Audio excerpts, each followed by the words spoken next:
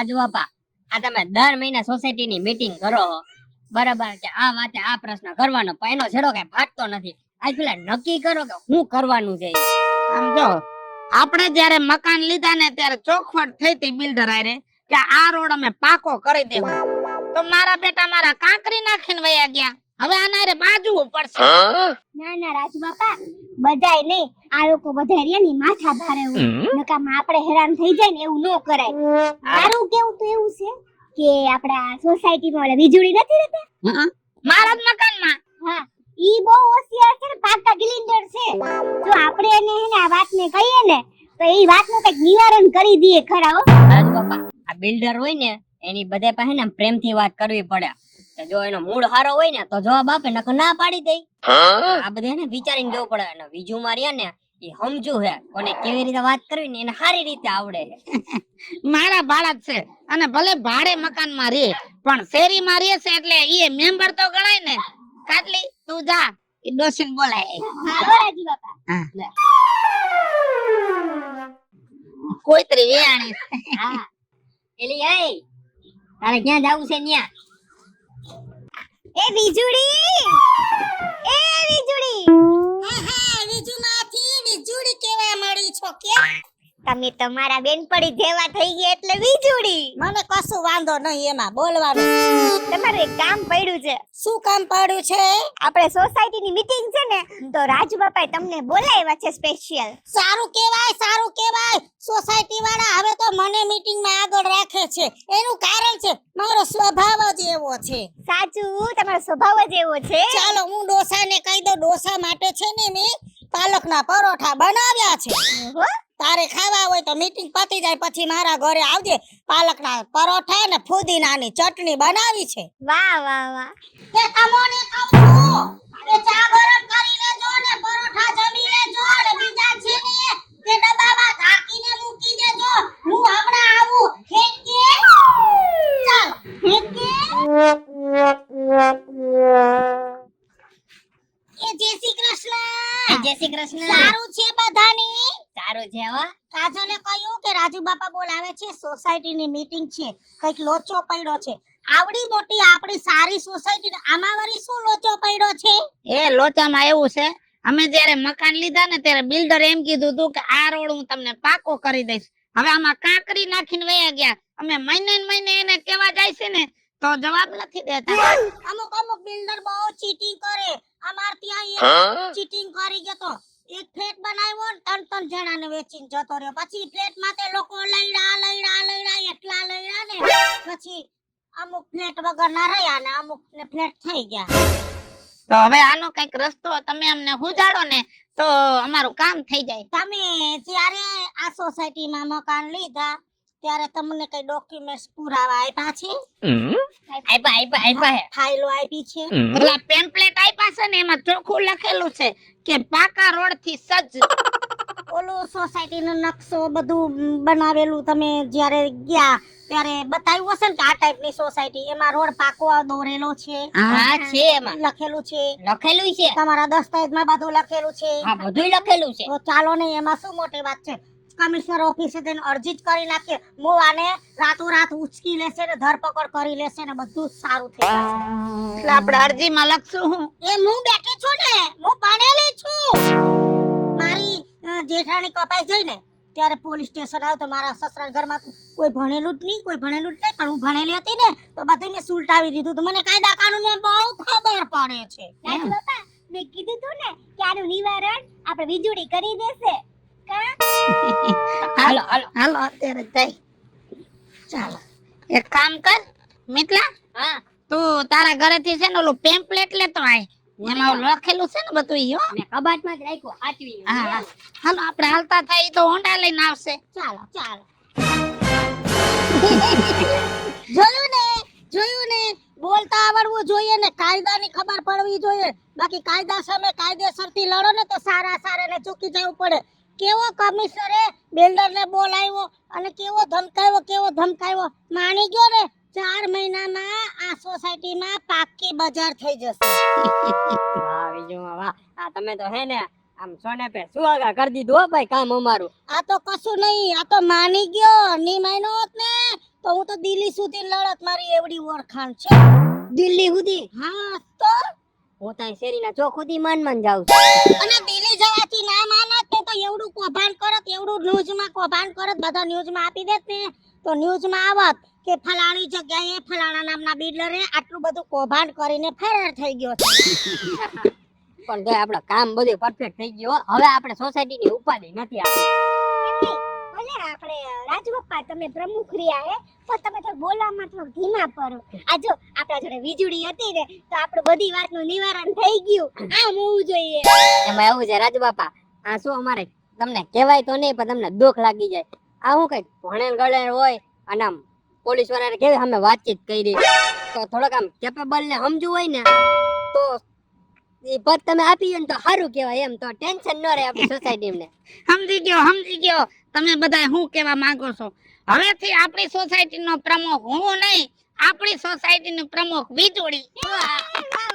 ભલે છે, મને તો કઈ પ્રમુખ થવાનો શોખ નથી, પણ તમને બધાને ખબર ન પડે ને આવું કઈ કૌભાંડ થાય ને તમે બધા હેરાન થાવ એટલે કદાચ તમે હેરાન ન થાવ એટલા માટે આ પદ હું સંભાળવા તૈયાર છું. હાલો હાલો તો સાંજે હે ને આપણે ચા પીવા જવાનું થાય.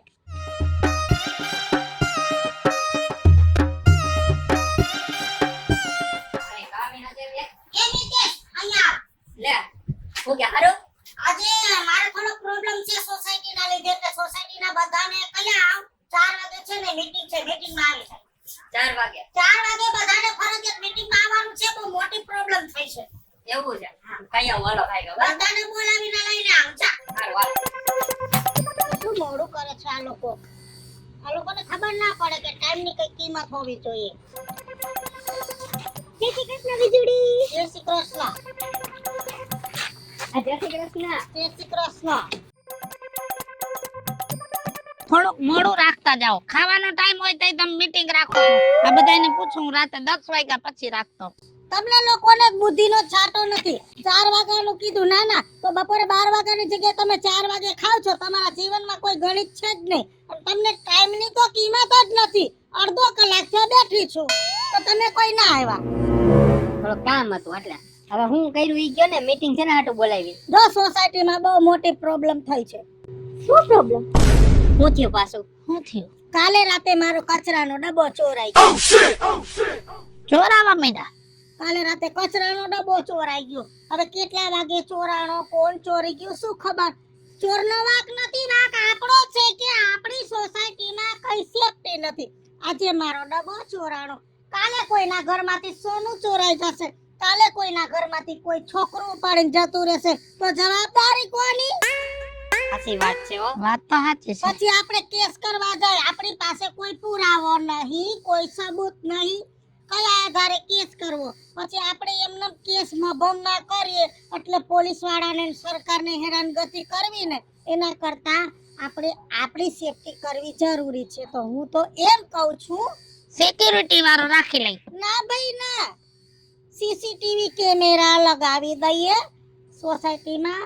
મેન જગ્યાએ સીસીટીવી લગાવી દઈએ ને તો ચોર પકડાઈ જાય. અને જો એમાં જે કાંઈ ખર્ચો છે, જેના જેટલા મકાન છે મકાન પ્રમાણે બધાને ભોગવવાના રહેશે. વાંધો નહીં, જો સોસાયટી નું થતું હોય સારું તો પછી ઈ કરો. મંજૂર? હા મંજૂર છે, સાચી વાત છે. એમ તારે એક મકાન છે, તારે એક ભાગ લાગશે. તારે જેને એક મકાન છે એનો એક ભાગ, જેને 2 મકાન છે એને 2 ભાગ લાગશે ને. તમારે તો 3-4 મકાન છે, તમારે 4 ભાગ દેવાના છે. હા વાંધો નહીં, કેમેરા વાળાને બોલાવી લે, એસ્ટિમેટ લઈ લે અને હારા કેમેરા નખાવી દે. આ એ તો મારો દોસ્તાર જ કરે, હું એને વાતચીત કરી લઈશ ને એ બોલાવી લઈશ. ઓલા ગોલ કેમેરા નખાવાના, ફરતા બધું જોવાય જાય ને વાઈફાઈ નખાવી દેવાનું. એક કેમેરો મારા ઘર પાસે લખાવી દો ને તો પછી હું ઓનલાઈન ડાઉનલોડ કરી લઉં, ગમે ત્યાં જાવ ને તો મારા મોબાઈલ માંથી હું જોઈ શકું, કેમ કે હું તો ભણેલી છું.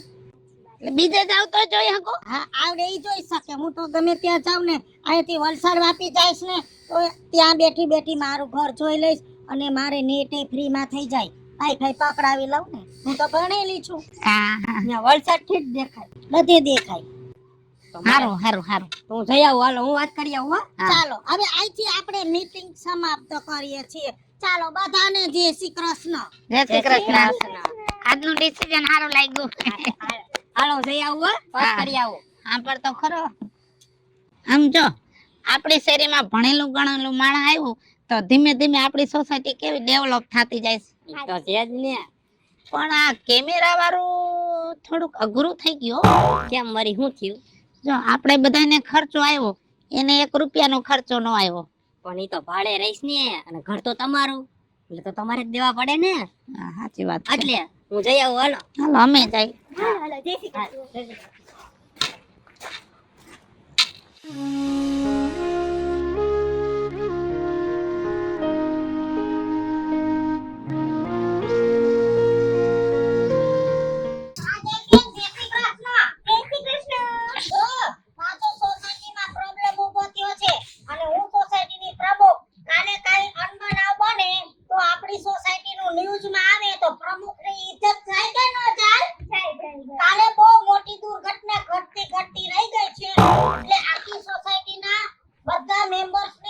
બોલાવીને લઈ આવો. આજે 6 વાગે મીટિંગ છે.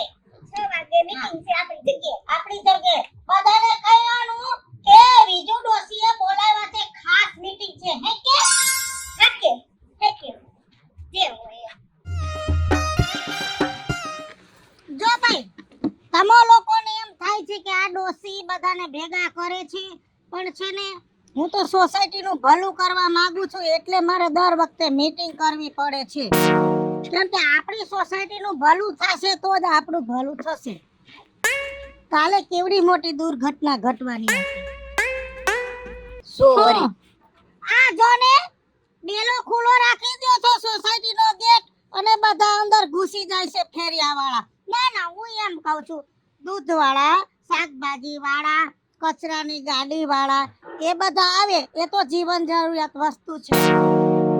પણ કોઈ ચાદરું આ તે મોટી મોટી વસ્તુ વેચવા આવે ને પછી ગેટમાં ઘૂસી જાય ને પછી ગેટ ખુલ્લા મૂકીને જતા રહે, પછી એની પાછળ કોઈ રેડિયા ઢોર આવે તો કોઈના છોકરાને લાગી જાય. કેમ કે કોઈ ગેટ બંધ કરતો નહીં. તો એનું શું કરવાનું? એમાં કાલે એક ફેરિયાવાળો આવ્યો ને કપડા વેચવાવાળો, અને મારી ઉંમરનો ને મારે હામું નામું આમ જોવે પછી મારો મગજ જ્યો ને મેં ડોરા કાઢ્યા ને તો ભાગ્યો, નહીતર હું એને મારત તો પછી કેસ કાબાડા થાત તો દુર્ઘટના થતી બચી ગઈ કે નહીં? બચી ગઈ. હા, બચી ગઈ. સાચી વાત છે. તો હું શું કહું છું આ ગેટ નું કઈક કરો. ગેટ આગળ સિક્યુરિટી બેહારી તો એ તો મોંઘું પડે. એ મોંઘું પડી જાય, બહુ ગરમ પડી જાય. ગેટ બંધ રાખીને ત્યાં બોર્ડ મારી દઈએ. બોર્ડ નથી લગાવતા એટલે બધા આવે છે. ગેટની બાજુમાં બોર્ડ લગાવી દો કે રજા સિવાય કોઈને અંદર આવવાનું નહીં. શાકભાજી, દૂધ અને કચરાની ગાડી માટે છૂટ છે, બાકી અન્ય ફેરિયાઓને અંદર આવવાની મનાઈ છે. એ વાત હાચી. હા, એ વાત સાચી હો. આઈડિયા હારો છે હો તમારો વિજુડી. અને 500,000 રૂપિયાના 2 બોર્ડ બની જશે. બે બાજુ એક એક લગાવી દો અને જેના મકાન છે એને ભાગ આવશે થોડો. મારે છે રાજબાપાને છે ને કાઢી લેને આ બધા એ સમજી લો હાલો ને પછી હિસાબમાં. તો ચાલો બોર્ડ લગાવી દો. બોર્ડમાં લખાવાનું છે કે મહેરબાની કરીને આટલા ફેરિયા સિવાય અન્ય કોઈ ફેરિયાને અંદર આવવાનું નહીં. જો આવશે તો સોસાયટીના પ્રમુખને 200 રૂપિયા દંડ આપવાનો રહેશે. ઈ બધા કરતા સાચું કીધું. આ દંડ નું કીધું ને તો કોઈ નહીં આવે.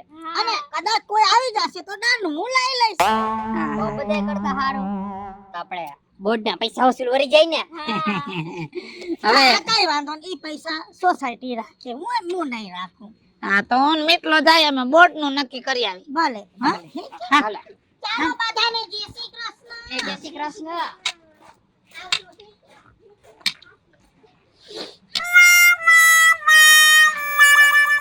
રાજુ બાપા હા હમણાંથી મીટિંગ માં તો હાવ શાંતિ છે. ઈ વીજળી માંદી છે હમણાં. હા નહીં તો મહિને મીટિંગ તો હોય. ઓહો, પણ ક્યાં ઉપડી સવારી. આ હમણાં ટાઢું લાગે હાવ. કેમ? આ મીટિંગ એ થાતી નથી. હમણાં સારું છે એટલે કઈ વાંધો નથી આવતો. મેં કે નકા તો આનું કઈક ઊભું છે મહિને કે હાલો ભાઈ આ પેલા કઈ આવ્યું નહીં. મેં લાવ પૂછી લઉં. મારે આવું જ તો બા તમે ભેગા થઈ ગયા બે આઈને જ મને. અમે બજારમાં જતા હતા તે આ મને રસ્તામાં ભેગી થઈ ગઈ. હવે તું ભેગો થઈ ગયો. 1 થી ભલા 3. હાલો મારે આબુ પાવડર લેવાના. હાલો.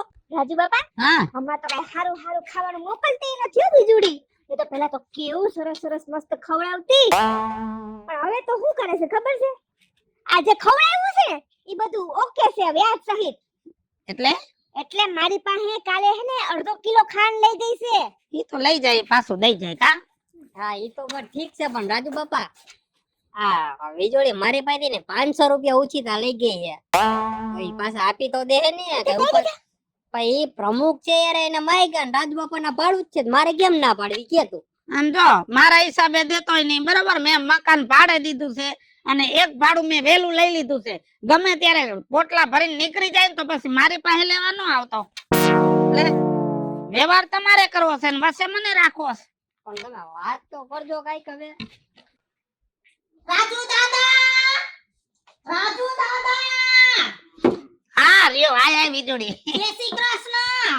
જય શ્રી કૃષ્ણ. જો મેં એવું નક્કી કર્યું છે કે આજે સાંજે છે ને આખી સોસાયટી ને ભેગું બેસીને જમવાનું છે તો આપણે આપણી સોસાયટીની મેન બજારમાં ચૂલો કરી અને પાવભાજી બનાવીને બધાને ભેગું બેસીને જમવાનું અને જેટલા ઘરના મકાન વાળા છે એને બધાને સોલ્જરીમાં ભાગ આપવાનો છે ખર્ચો લાગે છે એનો.